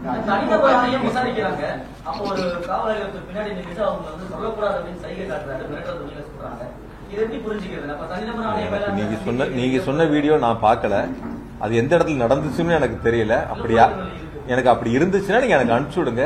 நான் காவல்துறை காவல் ஆய்வாளர் இது மாவட்ட காவல் கண்காணிப்பு அனுப்பிச்சு விட்டு அது யாருன்னு பார்க்க சொல்றேன். அஜித்குமார் கொலை வழக்குல தமிழ்நாடு முதலமைச்சர் உடனே சிபிஐக்கு மாற்றினாங்க. இது அதே மாதிரி நிறைய சந்தேகங்கள் உடற்கூறு ஆய்வு அவசர கதியில் செய்யப்பட்டது. இது சிபிஐக்கு மாற்ற சொல்லி சார் அது சம்பந்தமானது எல்லாம் நேற்று தெளிவா அரசு கூடுதல் தலைமைச் செயலாளரும் ஏடிஜி சார் உள்ளிட்ட அரசு துறை செயலாளர்கள் எல்லாம் தெளிவான விளக்கங்கள் கொடுத்துட்டாங்க. மிக தெளிவான விளக்கங்கள் நேற்று முழுவதுமாக கொடுக்கப்பட்டிருக்கின்றன. எனவே இன்று சொல்லப்பட்டிருக்கக்கூடிய கருத்துக்களில் நான் முன்வைத்திருக்கக்கூடிய நீங்கள் கேட்ட கேள்விகளில் மிக தெளிவான விளக்கங்கள் இருக்கின்றன. எனவே இன்னை பொறுத்தவரை இனிமேல் வரக்கூடிய நாட்களில் எந்த தொலைக்காட்சியிலும் பத்திரிகையிலும் சீர்தூக்கி பார்த்து இடங்கள் ஒதுக்கப்பட்டதில் தொடங்கி பாதுகாப்புகள் வரை அரசினுடைய நடவடிக்கை சிறப்பாக இருக்கிறது என்பதையும் கவனத்திலே கொள்ள வேண்டும். எந்த அரசியல் கூட்டம் நடத்தினாலும் அவருடைய பங்கு என்பதை சொல்ல வேண்டிய கடமை பொறுப்பும் உங்களிடத்தில் இருக்கின்றன. இந்த அரசியல் கட்சி அரசு இதை செய்யும், அரசியல் கட்சிகள் இதை செய்ய வேண்டும், அந்த கடமைகள் சரியாக நடந்ததா என்பதை ஒரு விவாதமாக எடுத்துக்கூட நீங்கள் அதற்குடைய கருத்துக்கள் சொல்ல வேண்டியது உங்களுடைய பொறுப்பாக இருக்கலாம். ஆக நடந்திருக்கக்கூடிய சம்பவங்கள் ஒரு துயர சம்பவம். அந்த துயர சம்பவங்களில் இனி வரக்கூடிய நாட்கள் அது இது போன்ற துயரங்கள் இல்லாத அளவிற்கு அனைவரும் சேர்ந்து முன்னெடுக்க வேண்டும். எனவே மீண்டும் ஒரு முறை இப்படிப்பட்ட ஒரு துயர சம்பவத்தில் இரவோடு இரவாக கரூருக்கு வருகை வந்து ஆறுதலை சொல்லி அனைத்து நடவடிக்கைகளும் எடுப்பதற்கு பல்வேறு மாவட்டங்கள், திருச்சி மாவட்ட ஆட்சித்தலைவர், திண்டுக்கல் மாவட்ட ஆட்சித்தலைவர், பல்வேறு மாவட்டங்களிலிருந்து மருத்துவ குழுக்கள் அதற்கான முழு ஏற்பாடுகளையும் செய்த முதலமைச்சர் அவர்களுக்கும் துணை முதலமைச்சர் அவர்களுக்கும் மாவட்ட மக்களின் சார்பாகவும் எங்களது சார்பாகவும் நன்றியை இந்த நேரத்தில் தெரிவித்துக் கொள்கிறோம். அரசியல் இயக்கங்களை சார்ந்தவர்கள் வந்திருக்கின்றார்கள். நல்லெண்ணத்தோடு அவர்களுக்கும் இந்த நேரத்தில் நாங்கள் நன்றியை தெரிவித்துக் கொள்கின்றோம். இனி கரூர் மாவட்டம் என்பது இது போன்ற நிகழ்வு இல்லாத அளவிற்கு, தமிழ்நாடும் என்பது இது போன்ற நிகழ்வு இல்லாத அளவிற்கு அனைவரும் சேர்ந்து உருவாக்கப்பட வேண்டும். நிவாரணத்தை பொறுத்த வரைக்கும் சில நேரங்கள் நேற்று கூட சில நேரங்கள் சொன்னாங்க, பாதிக்கப்பட்ட அந்த கரூர் மாவட்டத்தில் 41 பேர்ல 10 பேர் வேறு மாவட்டங்கள், கரூர் மாவட்டத்தை சேர்ந்தவங்க இறந்தவங்க 31 பேர். 31 குடும்பங்களுக்கும் நாங்களே நேரில் சென்று இரங்கலை சொல்லி அவர்களுக்கான அந்த உதவித்தொகை முதலமைச்சர்கள் கொடுத்த 10 லட்சம் ரூபாய்க்கான அந்த நிதி உதவியை வழங்கிவிட்டு வந்திருக்கின்றோம். அதனால யாருக்கும் அதுல பாக்கி இல்லை. இப்ப காயமடைந்தவர்களுக்கு நேற்று 5 பேருக்கு கொடுத்திருக்கிறோம். மீதி இருக்கிறவங்களுக்கு இப்ப தயார் பண்ணிட்டு ஒரே கேள்வி முக்கியமா இறுதியா, இதற்கு முன்பு நடந்த சம்பவம் கள்ளச்சாராயம் மற்ற சம்பவத்துல அதிகாரிகள் மாற்றப்பட்டாங்க, அவர்கள் பணியிடை நீக்கம் இதெல்லாம். இந்த சம்பவத்துல இது மாதிரி தடுத்துக்கலாம் எல்லாரும் சொல்றாங்க. சார் நீங்க ஒரு விஷயம் நீங்க எல்லாரும் சொல்றாங்க, எல்லாரும் யாருங்க? இதை தவறாவே சொல்லிட்டு இருக்கீங்க. எல்லாரும் யாருங்க? அது எல்லாரும் ஒரு விஷயம் புரியுங்க. எல்லாரும் சொல்றாங்க உங்களுக்கு வேண்டியப்பட்டவங்க, பிஜேபி சார்ந்தவங்க, அதிமுக சார்ந்தவங்க, டிவிகே சார்ந்தவங்க, இந்த மாதிரி ஒரு அரசியல் கட்சியை சார்ந்தவங்க சொல்ற கருத்துல எல்லாருமா? எல்லாருன்னா யாரு? மக்கள் தாங்க எல்லாரும். மக்கள் தானே எல்லாரும். எல்லாரும் சொல்றாங்க. நீங்க சமூக வலைத்தளத்துல பாருங்க, டிவி விவாதத்துல பாருங்க, பொதுமக்கள் சொல்லக்கூடிய கருத்துக்கள் பாருங்க, எவ்வளவு பேர் என்னென்ன சொல்லிருக்கான்னு பாருங்க. நீங்க அதாவது என்னன்னா பொதுவா என்ன ஒரு லோக்கல் பொதுவா நீங்க என்ன எடுத்துக்கிறீங்கன்னா இப்ப தம்பி கேட்ட மாதிரி தான் 10 பேர் ஒரு நெகட்டிவா சொன்னாங்கிறது அது ஒரு செய்தியாக கூட நீங்க அது ஒரு கேள்வி எடுக்கிறங்கிறது அது இருந்தா கூட நாங்க சரி செய்யறோம்னு தான் சொல்றோம். 10 பேர் சொல்லக்கூடிய கருத்தா இருந்தாலும் நாங்க செவி சாய்க்கிறோம் தான் சொல்றோம், அது எடுத்து நடவடிக்கை எடுக்கிறோம் தான் சொல்றோம். அதுல அரசு எந்த விதமான மாட்டு கருத்து நாங்க சொல்லல. அதனால எல்லாரும் சொல்றாங்க அப்படிங்கறதே ஒரு அரசியல் கட்சி சொல்லக்கூடிய கருத்துக்கள், ஒரு அரசியல் கட்சி சார்பாக முன்வைக்கக்கூடிய கருத்துக்கள் எல்லாருடைய கருத்துக்கள் அல்ல. அது அவர்களுக்கான கருத்துக்கள், அது அவருடைய பங்கா இருக்கலாம். அது அவங்க நம்ம பாராட்டணும்னு நினைக்கிறது நம்மளுடைய தவறு. அது எப்படி ஒரு எதிர்கட்சி நம்மளை பாராட்டுவாங்க? எப்படி ஒரு எதிர்கட்சி இது சிறப்பா செஞ்சாங்கன்னு எப்படி சொல்லுவாங்க? இப்ப அவங்க அந்த இடத்துல அரசியல் செய்யணும், அதுக்கான கருத்துக்களை அவங்க முன்னெடுப்பாங்க. அதுதான் இருக்கக்கூடிய ஒரு யதார்த்தமான சூழல். அரசு எந்த அளவுக்கு செயல்பட்டது, முதலமைச்சர் எந்த அளவுக்கு விரைந்து நடவடிக்கை எடுத்தாங்க, இதுல அரசினுடைய பங்கு எந்த அளவுக்கு மிக சிறப்பா இருக்கு, எந்த அளவுக்கு மக்கள் பாதிக்கப்பட்ட மக்களுக்கு உரிய நேரத்தில் அரசு உதவிகளை செய்தது என்பதுதான் நீங்க முதல்ல நின்று கவனிக்க வேண்டிய ஒரு பங்கு.